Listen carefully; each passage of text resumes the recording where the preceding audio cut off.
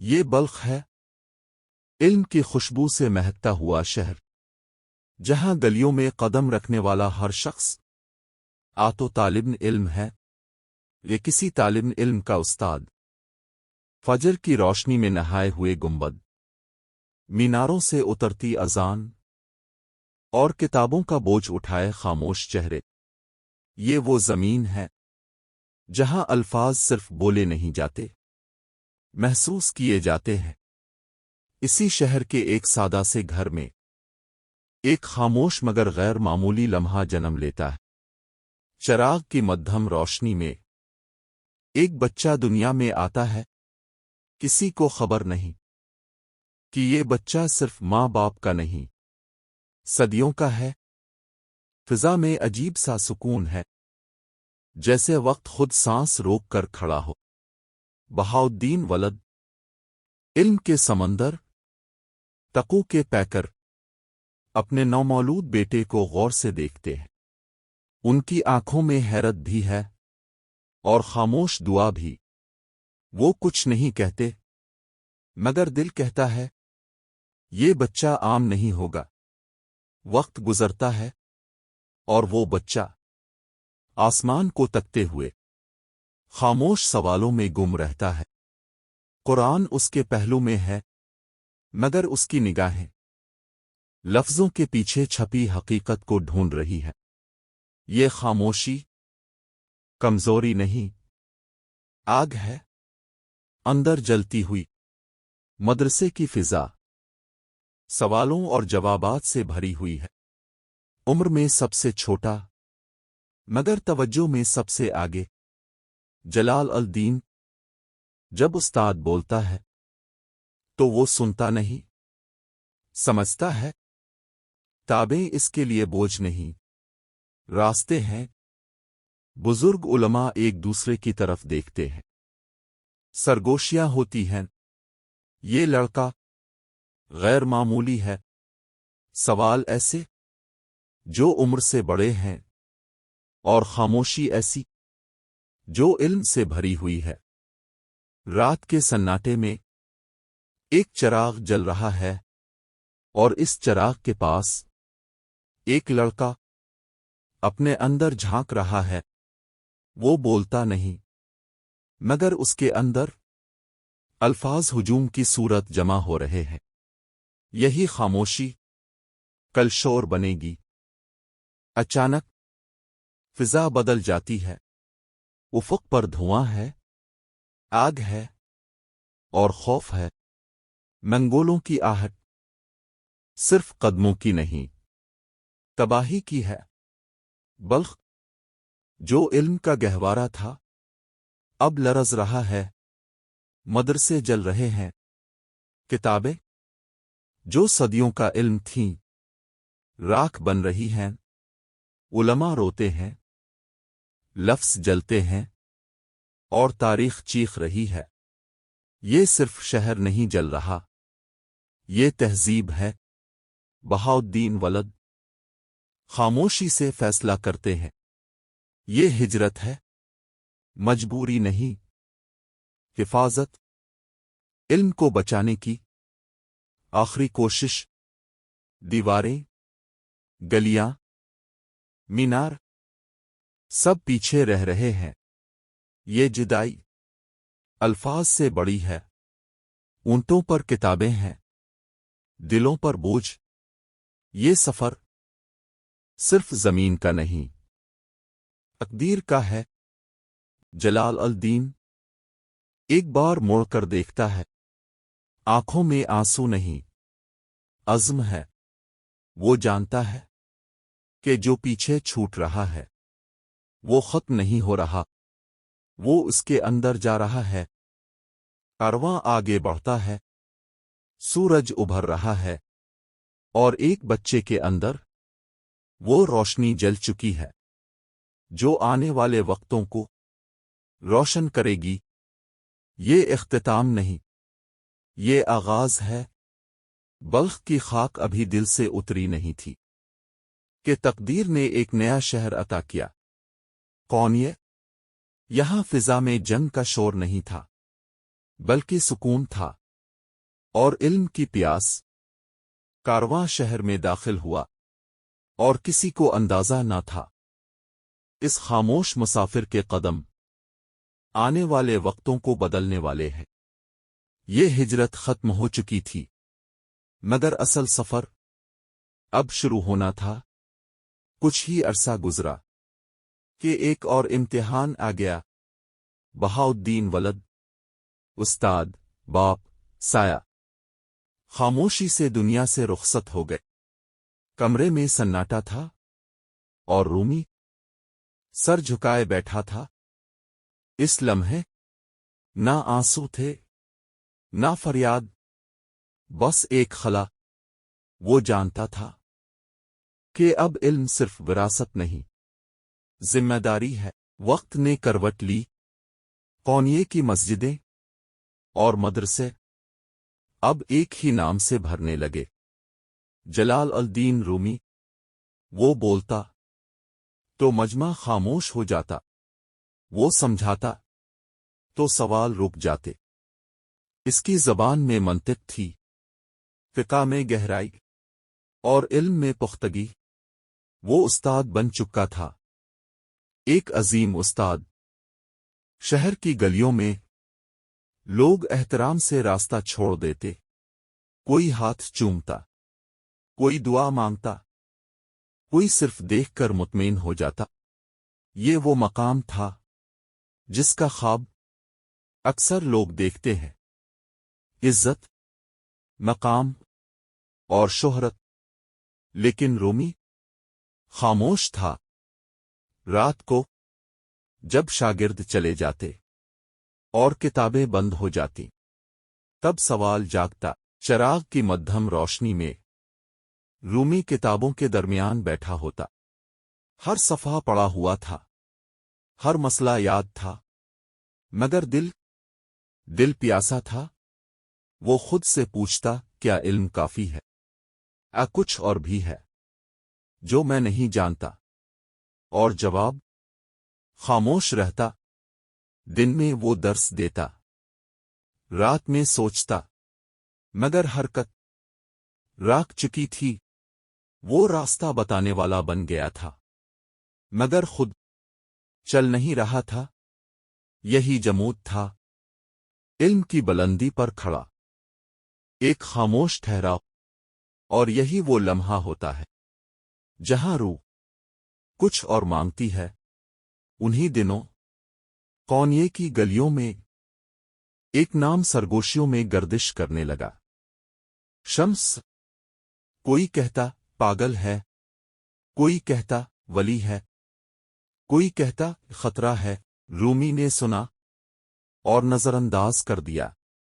وہ نہیں جانتا تھا کہ یہ نام اس کی زندگی کا سب سے بڑا سوال بننے والا ہے۔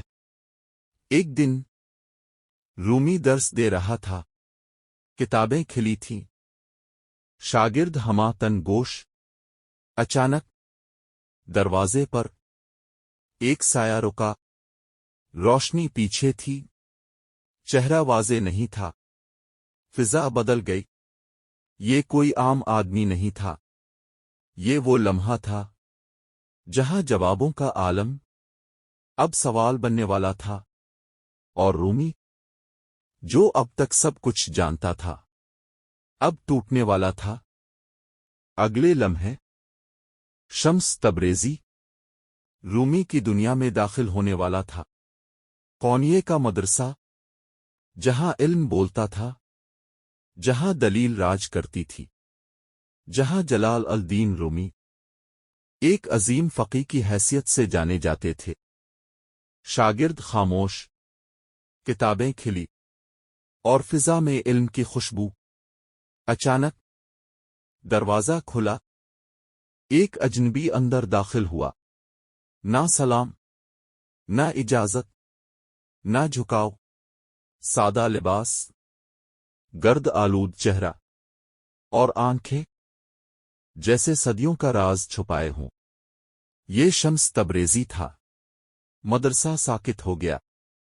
شمس نے رومی کو دیکھا اور بغیر کسی تمہید کے وہ سوال پوچھا، جس نے تاریخ کا رخ موڑ دیا، بتا محمد بڑے ہیں یا بایزید بستم؟ سانسیں رک گئیں۔ یہ سوال گستاخی نہیں تھا، یہ زلزلہ تھا۔ رومی نے تحمل سے جواب دیا، نبی سب سے افضل ہے۔ شمس مسکرایا اور آہستہ بولا، پھر بایزید کیوں کہتا ہے سبحانی ما اعظم شانی؟ اور نبی کیوں فرماتے ہیں ہم تجھے نہ پہچان سکے؟ یہ سوال علم کا نہیں تھا، یہ عشق کا وار تھا۔ رومی خاموش ہو گئے۔ یہ وہ خاموشی تھی جو انسان کو اندر سے توڑ دیتی ہے۔ ساری زندگی جو پڑھایا تھا، جو سکھایا تھا، آج سب بے وزن لگنے لگا۔ اس لمحے فقی کانپ گیا اور انسان جاگ اٹھا۔ اس دن کے بعد شمس اور رومی ایک کمرے میں بند ہو گئے۔ دن گزرے، پھر ہفتے، پھر مہینے، مدرسہ خالی، درس بند، کتابیں فرش پر پڑی رہیں، اور دل جلنے لگا۔ شمس بولتا تھا کم، مگر جب بولتا تو رومی کے اندر کی دیواریں گرا دیتا۔ وہ کہتا علم بوجھ بن جائے تو اسے جلا دو، خدا کو لفظوں میں نہیں، جلتے دل میں تلاش کرو۔ قونیے میں شور مچ گیا، شاگرد ناراض، لوگ خوفزدہ۔ یہ شمس کون ہے؟ اس نے ہمارے استاد کو ہم سے چھین لیا۔ کچھ نے کہا یہ جادوگر ہے، کچھ نے کہا یہ فتنہ ہے، مگر رومی خاموش تھے۔ وہ پہلی بار خود سے بات کر رہے تھے۔ پھر ایک دن شمس غائب ہو گیا، نہ کوئی پیغام، نہ کوئی نشان، جیسے زمین نگل گئی ہو۔ رومی ٹوٹ گئے۔ وہ وہی رومی نہیں رہے تھے جو مسند پر بیٹھا درس دیتا تھا۔ اب وہ گلیوں میں نکل آئے، بازاروں میں پکارنے لگے، شمس کہاں ہو؟ لوگ ہنسنے لگے، کہنے لگے فقی دیوانہ ہو گیا۔ مگر رومی جانتے تھے یہ دیوانگی نہیں، یہ محبت تھی۔ کچھ عرصے بعد شمس واپس آیا، لیکن نفرت اس سے پہلے پہنچ چکی تھی۔ ایک رات خاموشی میں شمس کو قتل کر دیا گیا۔ نہ شور، نہ اعلان، بس اندھیرا اور خون۔ جب خبر رومی تک پہنچی تو وہ روئے نہیں، وہ چیخے نہیں، بس آسمان کی طرف دیکھا اور کہا شمس مرا نہیں، وہ مجھ میں اتر گیا ہے۔ اس دن کے بعد رومی مکمل بدل گئے۔ اب وہ درس نہیں دیتے تھے، وہ رقص کرتے تھے۔ اب وہ بحث نہیں کرتے تھے، وہ شاعری بولتے تھے۔ وہ گھومتے، چکر لگاتے، جیسے کائنات کے ساتھ گھوم رہے ہوں۔ لوگ کہتے یہ پاگل ہو گیا ہے۔ رومی مسکرا کر کہتے میں پاگل نہیں، میں آزاد ہو گیا ہوں۔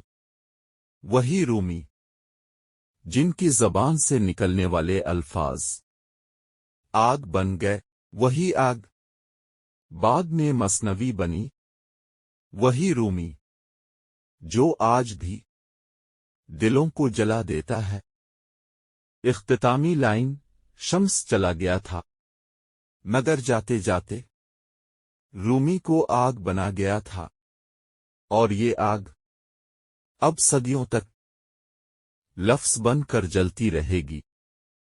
شمس کے بعد قونیے کی گلیاں وہی تھیں، مگر آواز بدل چکی تھی۔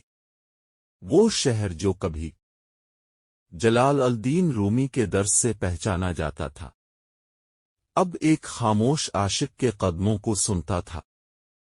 رومی اکیلے چلتے تھے، चांदनी रातों में खाली रास्तों पर उनके कदम मजबूत थे, मगर दिल टूटा हुआ।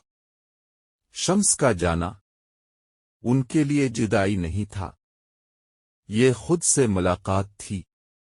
रातें लंबी होने लगीं। एक रात रूमी ने चिराग जलाया। कमरे में खामोशी थी, और इस खामोशी में एक चीख छपी हुई थी। उन्होंने कलम उठाया। ये कलम इल्म नहीं लिख रहा था, ये दर्द बहा रहा था। आंसू टपके, सियाही फैली, और लफ्ज जन्म लेने लगे। आओ, आओ, जो भी हो। ये दावत थी, ये दरवाजा था, इन सब के लिए जो टूट चुके थे। ये मसनवी की पहली सांस थी। रूमी लिख नहीं रहे थे, वो जल रहे थे। हर शेर अंदर की आग का अक्स था। वो कहते थे जख्म वो जगह है जहां से रोशनी अंदर दाखिल होती है। और रूमी रोशनी से भरने लगे। लोग दोबारा जमा होने लगे, मगर अब वो दर्स सुनने नहीं आते थे, वो दिल सुनने आते थे। रूमी उन्हें कहते या खुदा को लफ्जों में मत कैद करो, खुद को तोड़ो, वो खुद मिल जाएगा। ये बातें किताबी नहीं थीं, ये वो बातें थीं जो इंसान को खामोश कर देती हैं। फिर वो दिन आए जब रूमी घूमने लगे, हाथ आसमान की तरफ, पांव जमीन पर, और दिल कहीं दरमियान में।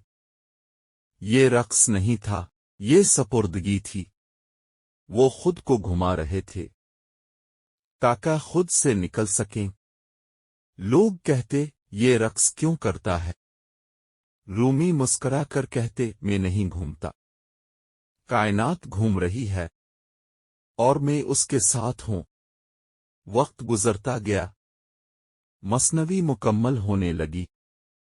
6 जिल्दें, हजारों अशार, मगर हर लफ्ज एक ही राज कहता था।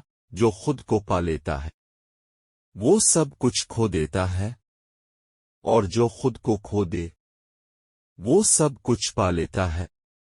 रूमी अब सिर्फ कौनिये के नहीं रहे थे, उनकी आवाज सरहदों से निकल चुकी थी। सदियां गुजरी, ज़बानें बदलें, दुनिया बदल गई, मगर रूमी वहीं रहे, हर इस शख्स के साथ जो टूटा हुआ था। फिर वो रात आई जिसे रूमी शब्न अरूस कहते थे, शादी की रात। लोग रो रहे थे, मगर रूमी मुस्करा रहे थे। उन्होंने कहा, जब मैं मर जाऊं तो मुझे ढूंढना नहीं, मैं तो इसमें जा रहा हूं जिसे सारी उम्र ढूंढता रहा हूं। ये मौत नहीं थी, ये वापसी थी। आज भी जब कोई तन्हा होता है, जब कोई हार जाता है, जब कोई खुद से नाराज होता है, रूमी की आवाज आती है, आओ, वापस आओ, रास्ता अभी बाकी है। शम्स ने रूमी को जलाया था, रूमी ने इस आग को लफ्ज बना दिया, और ये लफ्ज आज भी दुनिया को रोशन कर रहे हैं। मजीद वीडियोस के लिए चैनल को सब्सक्राइब करना ना भूल।